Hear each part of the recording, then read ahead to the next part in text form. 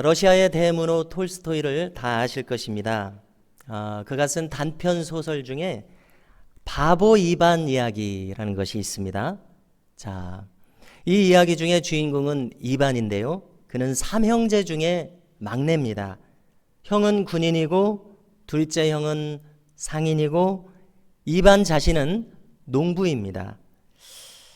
이 형제들은 아주 다정하게 살고 있었습니다. 그런데 마귀가 보니까 이들이 이렇게 다정하게 살아가는 모습이 꼴보기가 싫은 것입니다. 그래서 심술이 나서 이 형제들을 갖다가 망하게 만들어 가지고 서로 싸우게 만들려고 이제 계략을 꾸미게 되었습니다. 군인인 첫째 형에게는 만용을 집어넣습니다. 지나친 용기, 만용을 집어넣습니다. 그러자 그가 이제 세상을 정복하겠다는 야망을 품고서 군대를 일으켰습니다. 그래서 이웃 나라에 쳐들어갔습니다. 그런데 이 용기가 너무나 지나친 나머지 전쟁에서 대패를 하고 말았습니다. 그 다음에 이제 이 마귀가 둘째 형에게는 욕심을 불어넣습니다. 둘째 형은 상인이었는데요. 그는 이제 많은 이득을 남기고자 하는 마음을 가졌습니다. 그래서 물건을 팔기 위해서 이제 팔 물건을 엄청나게 많이 구입을 한 것입니다. 자, 그런데 너무나 많이 사서 이것이 다 팔리지 않아 가지고 그만 폭삭 망하게 되어버렸습니다. 자, 셋째 아들인 이 이반에게는 배탈이 나게 만들었습니다. 그리고 그가 경작하는 땅을 아주 딱딱하게 만들어 버렸습니다. 자, 그래도 이 이반은 배가 아파도 꾀를 부리지 않고 묵묵히 밭을 갑니다. 자, 그 모습을 바라보는 이 마귀가 심술이 납니다. 그래서 열심히 밭을 갈고 있는 이 이반의 쟁기 밑으로 들어가서 쟁기가 움직이지 못하도록 꽉 붙들어 버립니다. 자, 그런데도 이 이반은 별로 개의치 않고 묵묵히 이 쟁기가 깊이 파고 들어간 땅속을 파헤쳐서 봤더니 거기 마귀가 붙들고 있는 겁니다. 그래서 이 마귀를 확 잡아가지고 이제 이 마귀를 땅에 내동댕이 치기 위해서 이 마귀를 번쩍 들어 올렸습니다. 그러니까 이제 마귀가 이반에게 애걸복걸하는 겁니다. 제발 살려달라고 애걸복걸하는 겁니다. 그러면서 소원을 들어주겠다고 합니다. 그러자 이반은 별로 뭐 이렇게 대단한 것을 생각하지 않고 지금 자기에게 필요한 것은 배가 아프기 때문에 배를 낫게 해달라고 합니다. 그러자 이 마귀가 그러면은 배를 낫게 할 수 있는 약초를 3개 주겠다고 합니다. 그래서 3개를 받았습니다.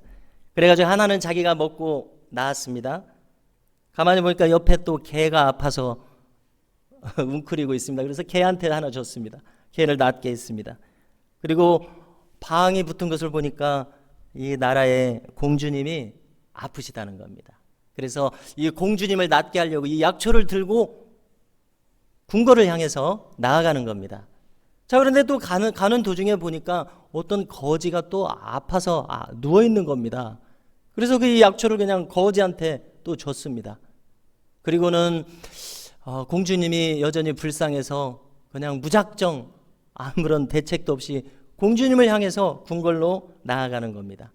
궁궐에 도착했습니다. 그랬더니 이미 공주님은 아픈 것이 깨끗이 나아 있었습니다. 이 모든 사정을 임금님이 들었습니다. 임금이 듣고 보니까 이 이반이 너무나 선량한 겁니다. 그래서 이 이반을 사위를 삼게 됩니다. 그리고는 왕이 되게 합니다. 자, 이 이반은 왕이 되었는데도 그저 평범한 옷을 입고 평범한 식사를 하면서 묵묵히 그냥 자기한테 맡겨진 일을 감당해 나갑니다. 모든 일들을 억지로 하거나 이렇게 법을 어기면서 하거나 서두르지 않고 그냥 묵묵히 자기 일을 해나갑니다. 자, 그러자 약삭 바른 사람들이 있었습니다. 이 약삭 바른 사람들은 이 왕한테 약삭 바른 것이 통하지 않으니까 그만 나라를 다 떠나가 버렸습니다. 그런데 한참 세월이 지났습니다. 이 사람들이 다시 돌아오는 겁니다. 아무리 꾀를 부려도 별 뾰족한 수가 없었기 때문에 그렇습니다. 그래서 그만 이 이반 왕에게 순응하면서 자기들도 잔꾀를 부리지 않고 묵묵히 일을 하는 사람들이 되었습니다. 그래서 이 나라에는 전부 이반을 닮은 사람들밖에 없어서 이반처럼 묵묵히 일하는 좋은 나라가 되었다는 그러한 이야기입니다. 오늘 우리가 읽은 성경도 비슷한 이야기가 아닌가 생각을 해봤습니다. 우리가 잘 아시는 대로 고린도 교회는 참 문제가 많은 교회였습니다. 그리스의 수도 아테네에 가까운 곳에 있는 항구 도시인 이 고린도 교회, 바울이 정말 힘겹게 전도했던 이 고린도 교회입니다. 고린도전서를 보면 우리가 아시는 대로 도덕적으로 타락한 교인들이 많았습니다. 당파로 나뉘어서 서로 다투는 교회였습니다. 또 은사도 많은 교회였는데 이 은사를 가진 분들이 또 무질서하게 행하는 그런 모습도 있었습니다. 그런데 우리가 오늘 읽은 이 고린도 후서를 보니까 여기다가 문제가 또 하나 더 있었습니다. 그것은 무엇인가 하면 거짓 선생들이 이 교회에 들어와서 이 교회를 혼란스럽게 만들었던 것입니다. 그 사람들은 어디서 추천서를 받아서 왔는지 어느새 이 고린도 교회에 들어와 있었습니다. 바울은 이 사람들의 소식을 전해 듣고서 참 어쩔 줄 몰라 했습니다. 왜냐하면 그들은 점점 고린도 교회 안에서 자기들의 세력을 뻗쳐가면서 교회를 어지럽게 만들고 있었기 때문에 그랬습니다. 그 사람들은 이야기를 들어보니까 자기 과시가 심한 사람들이었습니다. 그들은 꼭 그렇게 해야 되는지 모르겠습니다. 바울을 굳이 깎아내리는 사람들이었습니다. 같은 편이라면 그렇게 하지 않을 텐데 바울을 깎아내립니다. 그들은 또 가르치기를 저 예루살렘에 있는 유대인들처럼 613개나 되는 이 성경의 율법을 다 지켜야 구원을 받는다고 주장했습니다. 왜 이런 주장을 하겠습니까? 그들은 은혜 받은 경험이 없기 때문에 이렇게 율법주의를 주장하는 것입니다. 자, 세상에서는 어떻습니까? 자기의 삭슬 받고 정당하게 일하면서 임금을 받는 것은 전혀 문제가 되지 않습니다. 그런데 바울이 보니까 그들은 예수님이 말씀하셨던 삭군 목자들이었습니다. 그들의 사역이 순수하지 않고 생계의 수단으로 전락한 사람들이었습니다. 그렇기 때문에 자기를 과시해야 되고 자기를 포장해야 돼서 거짓말이 많은 사람들이었습니다. 그런데 고린도 교회에는 문제가 있었습니다. 무엇이 문제입니까? 고린도 교회 성도들이 너무나 순진해가지고 이 거짓된 형제들을 분별하지를 못하는 문제입니다. 고린도 성도들은 그들을 무분별하게 받아들여 버렸습니다.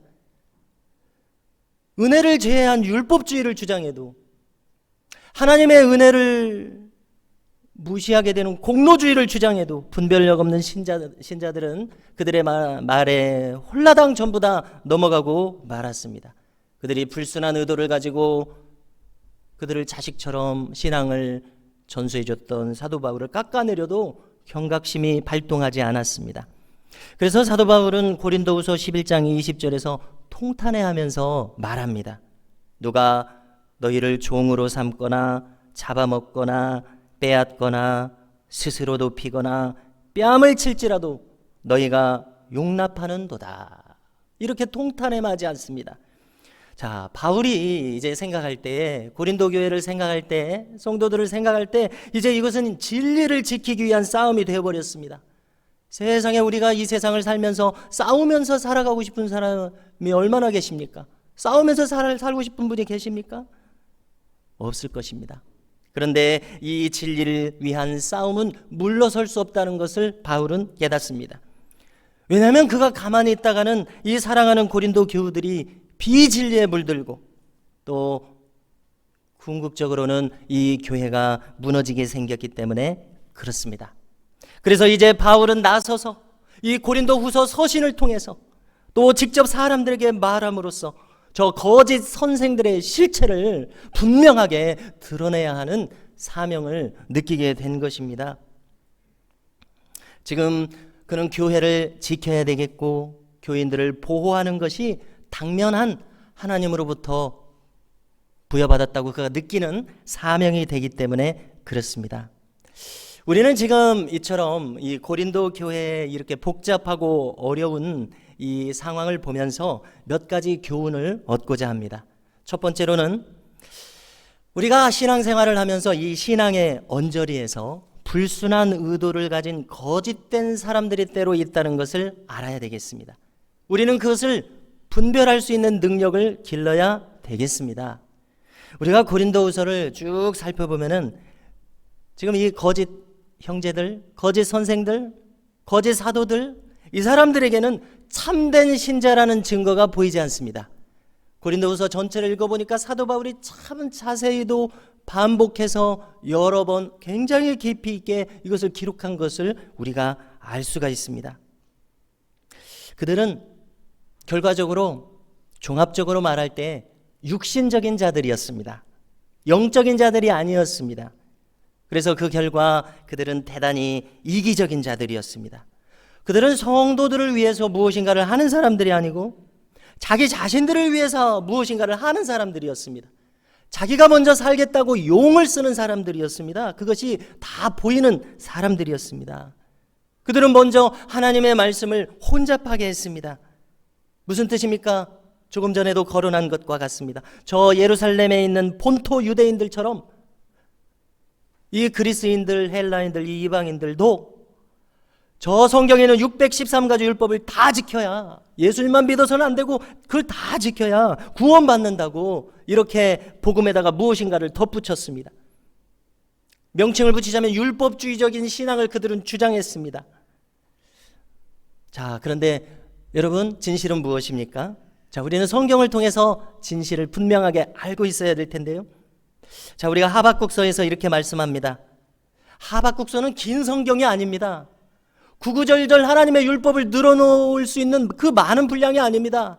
짧은 내용의 촌철살인과 같은 하나님의 말씀을 전해야 하는 하박국 선지자입니다. 하박국 선지자가 말합니다. 오직 의인은 믿음으로 말미암아 살리라. 여기서 이 믿음이라고 하는 말은 원어를 살펴보면 신실함이라고 되어 있습니다. 의인은 어떻게 살아가는가? 신실함으로 살아간다는 말입니다. 의인은 어떻게 살아가는가? 로마서에도 이 말씀을 인용합니다. 믿음으로 살아갑니다. 이 신실한 믿음이라고 하는 것은 무엇입니까? 하나님과 그 끈이 연결된 믿음인 줄로 믿습니다. 우리가 하나님과 연결되어 있어야 우리의 온 삶이, 우리의 정신이 신실하게 살아가게 될 줄로 믿습니다. 그것 하나면 충분하지 않습니까?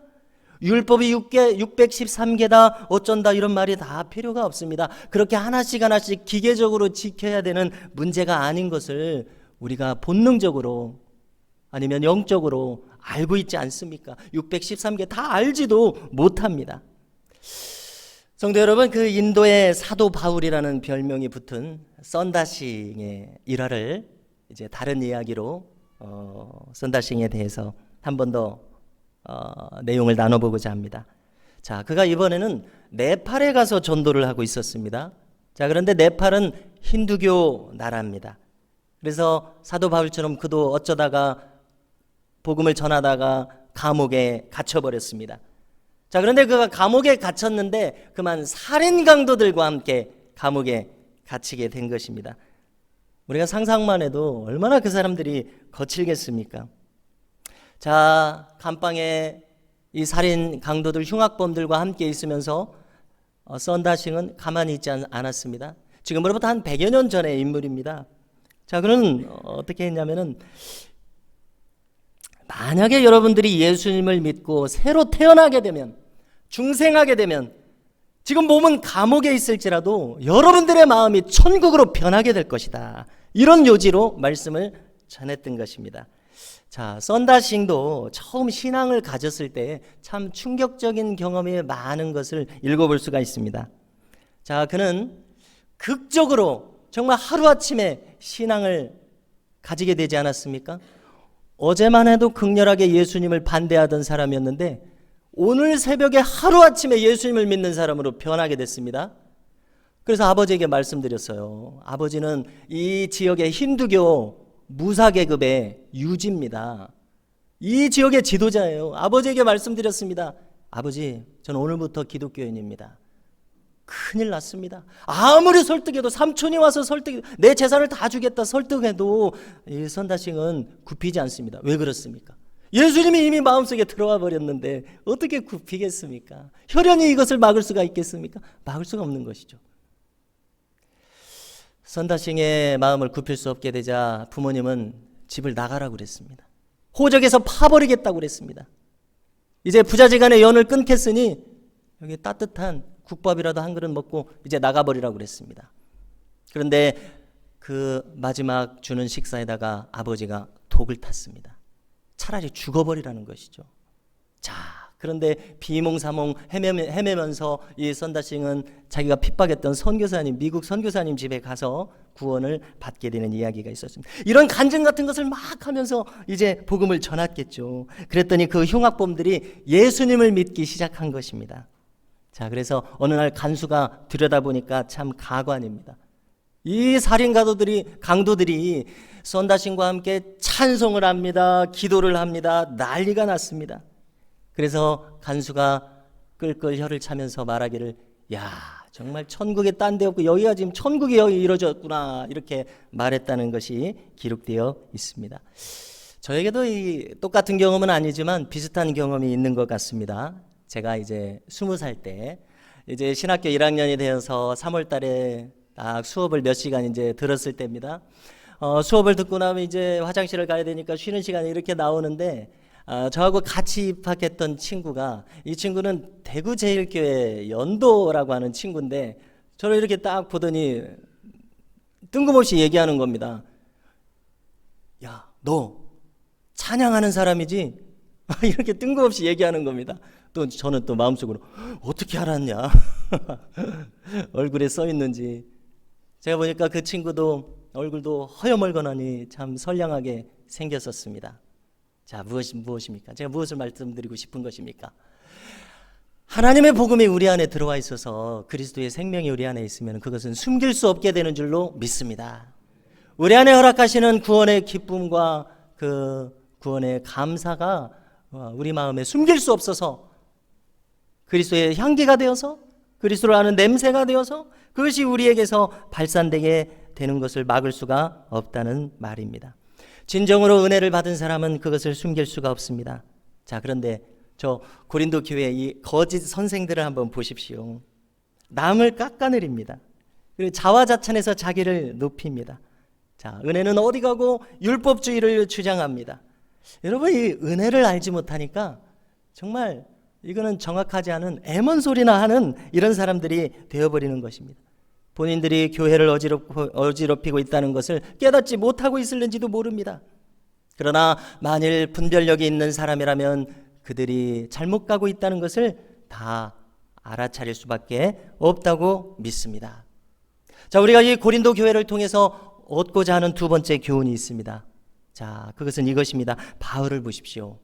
참된 신자, 참된 사역자는 그 동기가 순수하더라는 것입니다. 오늘 말씀 5절을 읽어드리겠습니다. 우리는 우리를 전파하는 것이 아니라 오직 그리스도 예수의 주 되신 것과 또 예수를 위하여 우리가 너희의 종된 것을 전파함이라. 아멘. 이렇게 말합니다. 여러분, 오늘 우리는 이 말씀을 함께 나누면서 우리 자신에게 물어야 할 질문이 하나 있습니다. 그것은 이것입니다. 나의 동기는 순수한가?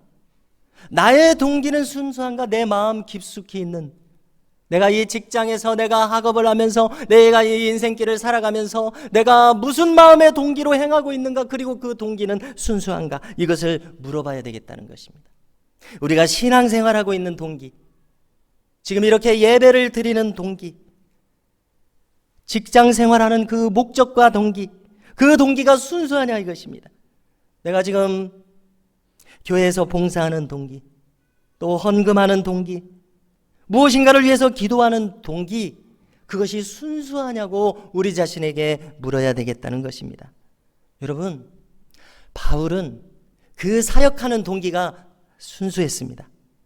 그는 자기를 전하지 않았습니다. 사역하는 목적이 자기가 살고자 하는 것이 아니었습니다. 그는 오직 예수님께서 주님이신 것을 전했다고 오늘 말씀에서도 말합니다. 그리고 여기에 덧붙여서 놀라운 말씀을 하나 더 말합니다. 그것은 그 예수님을 위해서 자기가 고린도 교인들에게도 종이 된 것을 전한다고 말을 합니다. 성도 여러분, 저는 이번 주간에 새벽 기도 시간을 인도하고 말씀을 나누면서 이 부분을 대했었는데요.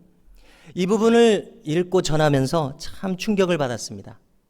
어떤 면에서 충격을 받았는가 하면은, 이 바울은 자기가 예수님의 종일 뿐만이 아니라 이 고린도 교인들의 종이라고도 말하고 있는 점에 충격을 받았습니다. 이 말이 충격을 준 것은 무엇이겠습니까? 이것은 사람을 지금 어떻게 대하면서 살아갈 것인가, 사람을 어떻게 대하면서 신앙생활을 할 것인가의 문제를 다루고 있기 때문에 그렇습니다. 그리고 또 한 가지, 제가 충격을 받은 이유를 곰곰이 생각해 보니까 제가 이 말씀의 내용을 알지 못하고 있기 때문이라고 하는 것을 제가 깨달았습니다. 제가 만일 이 말씀을 익히 알고 있는 내용이라면 저의 신앙생활에 체득이 되어서 제가 몸소 알고 있는 내용이라면 충격을 받지 않고 익숙하게 이것을 제가 호응하지 않았겠습니까? 그러나 제가 이 말씀이 충격이 된 것은 이 말씀을 제가 몸소 알지 못하고 있기 때문이라고 하는 것을 인정하지 않을 수 없었습니다. 이 말씀이 생소한 것을 보니까 그렇다라는 말입니다. 여러분, 이 성도의 종이 되는 것이 무엇이겠습니까? 이 질문이 며칠 동안 저의 머릿속에 맴돌았고요.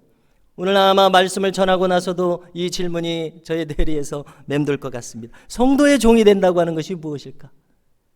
그리고 제가 조금 더 생각해 봤는데 평생 이 구절이 저희 머릿속에서 맴돌았으면 좋겠습니다. 성도의 종이 된다고 하는 것이 무엇일까? 우리가 오늘 말씀을 보면은 바울은 첫째로 자기가 주님의 종이 된 것을 지금 전파하고 있다고 했습니다. 그 다음에 연이어서 둘째로 같은 선상에서 성도들의 종이 되었다고 하는 것을 전파하고 있다고 말합니다.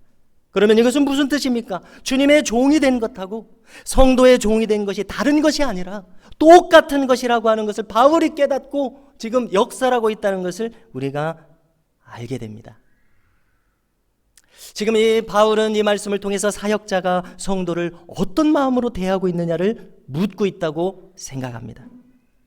정말 성도를 귀중하게, 신중하게, 그 심령의 상태에 민감하게, 그 필요에 민감하게 대하고 있느냐는 질문을 하게 만듭니다. 그리고 여러분, 이뿐이겠습니까? 사역자뿐이겠냐는 말씀입니다. 우리가 여기서 더 생각해야 될 것은 사역자뿐만 아니라 우리가 신앙생활하고 있는 우리가 서로를 어떤 마음으로 대하고 있느냐를 질문을 해봐야 되겠다는 것입니다. 우리가 모든 것을 떠나서 상대방을 대할 때 그 상대방을 한 사람의 영혼으로서 존귀하게 바라보라고 하시는 이 주님의 요청을 우리는 진지하게 생각해야 하겠습니다. 우리 주님께서 뭐라고 말씀하셨습니까? 한 사람의 영혼이 천하보다도 귀하다고 말씀하신 것을 다 기억하실 것입니다. 우리가 이 말씀을 이렇게 새겨보다 보면 저는 마태복음 25장에서 예수님께서 하신 말씀을 또 떠올리게 되었습니다. 자, 우리가 마태복음 25장을 보시면은 종말에 있을 일을 크게 세 가지 주제 정도를 얘기하는 것을 찾아볼 수가 있습니다. 그 중에서 마지막을 보면은 양과 염소의 비유를 말씀하세요. 종말의 심판 때에서 오른쪽에는 양의 무리들을 자리하게 하고 왼쪽에는 염소의 무리들을 자리하게 합니다.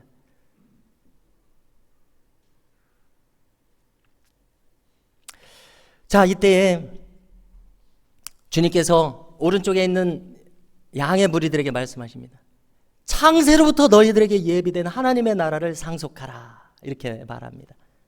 그러면서 주님께서 말하기를 너희들은 내가 죄릴 때에 먹을 것을 주었고 목마를 때에 마시게 하였고 나그네 되었을 때에 영접하였고 헐벗었을 때에 옷을 입혔고 병들었을 때에 돌보았고 옥에 갇혔을 때에 와서 돌아보았느니라, 이렇게 말씀하십니다.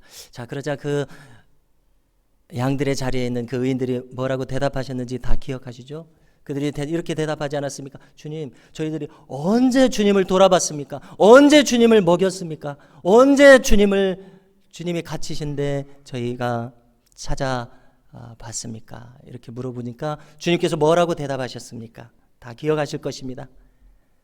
여기 있는 지극히 작은 자 한 사람에게 한 것이 곧 나에게 한 것이니라. 그러니까 우리 주변에 있는 사람들이 예수님의 또 다른 모습으로 우리에게 와 있다는 말씀 아닙니까? 또 예수님은 왼편 염소들에게도 말씀하십니다. 너희들은 나를 돌보지 않았다고 말씀하십니다. 그러자 그들이 대답합니다. 언제 저희가 주님을 돌보지 않았습니까? 그러자 여기 있는 이 지극히 작은 자 하나에게 하지 아니한 것이 곧 내게 하지 않은 것이니라 이렇게 말씀하시고 너희를 위하여 예비된 영영한 불에 들어가라 말씀하신 것을 우리가 기억할 수 있습니다. 여러분, 우리가 성경에는 많은 내용이 나오고 있습니다. 많은 내용이 나오고 있지만 그 중에서도 오늘 지금 이 순간 나누고 있는 이 말씀은 새기고 또 새기고 기억하실 수 있기를 바랍니다. 잊을세라 또 새겨야 할 말씀이라고 믿습니다. 무슨 말씀이 우리가 새겨야 될 말씀입니까? 여기 있는 이 지극히 작은 자 하나에게 하지 아니한 것이 곧 나에게 하지 않은 것이라고 한 이 말씀을 우리의 마음에 새길 수 있기를 바랍니다. 우리가 이 말씀을 통해서 무엇을 깨달을 수 있습니까? 주님께서는 오늘 멀리 계신 것이 아니라 저 먼 곳에서 우리가 찾아야 될 주님이 아니라 우리의 옆에 계시다는 것을 다시금 깨닫게 하는 말씀입니다. 주님은 오늘 우리 옆에 계시다고 하는 것을 기억할 수 있기를 바랍니다. 바울은 지금 저 사랑하는 고린도 교회에 가만히 들어온 거짓 선생들을 상대하고 있습니다. 그러면서 바울은 거짓 선생들을 상대하면서 계속해서 지금 자기를 돌아보고 있습니다. 그리고 자기가 지금 어떻게 고린도 교회를 섬기고 대해왔는지를 상기시킵니다. 저 거짓 선생들과 자기가 어떤 차이가 있었는지를 똑똑하게 말합니다. 그래서 우리가 고린도 후서를 읽고 나눌 때 무엇을 알게 됩니까? 그것은 사도 바울이 사역했던 그 동기가 지극히 순수했다는 것을 깨닫게 됩니다. 그는 어떻게 고린도 성도들을 대했습니까? 사리사욕을 전혀 취하지 않았습니다. 자기가 높임 받으려는 뜻을 전혀 품지 않았습니다. 그리고 무엇인가 대가를 바라지 않았습니다. 그는 오직 주님의 뜻에 이끌려서 사명에 이끌려서 이 일을 감당했습니다. 그리고 그는 이 고린도 서신에서 밝히는 것처럼 저 부활의 영광, 영원한 나라를 생각하면서 이 일을 감당했습니다. 그리고 고린도 교인들을 주님을 대하듯이 한 사람 한 사람 주님을 대하듯이 섬겼다고 고백하고 있습니다. 여러분, 오늘 말씀은 이 바울의 순수한 동기가 도대체 어디에서 왔는지를 우리에게 알려주고 계십니다. 그것은 오늘 말씀 고린도후서 4장 6절에 있습니다. 이 말씀을 읽어드리겠습니다.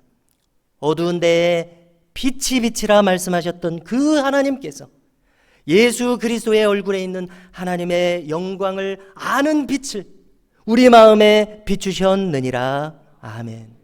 다시 한번 말씀드립니다. 어두운 데에 빛이 비치라 말씀하셨던 그 하나님께서 예수 그리스도의 얼굴에 있는 하나님의 영광을 아는 빛을 우리 마음에 비추셨느니라.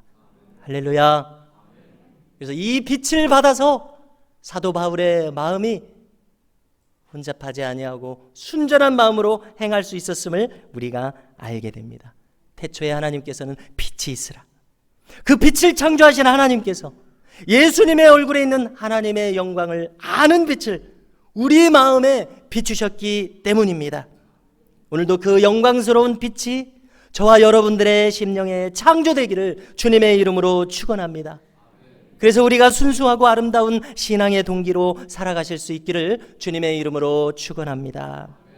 기도하시겠습니다. 주님, 불순한 동기를 분별할 수 있는 분별력과 지혜를 주시옵소서. 또한 저희도 저 바울과 같이 순수한 동기로 믿을 수 있게 하시고 섬길 수 있게 하시고 이 인생을 장차 펼쳐나갈 수 있도록 도와주옵소서. 태초에 빛을 창조하신 하나님, 오늘 저희들의 심령에도 오직 하나님의 영광을 아는 빛을 창조하셔서 새로워진 마음으로 찬송하며 감사하며 살게 하여 주옵소서.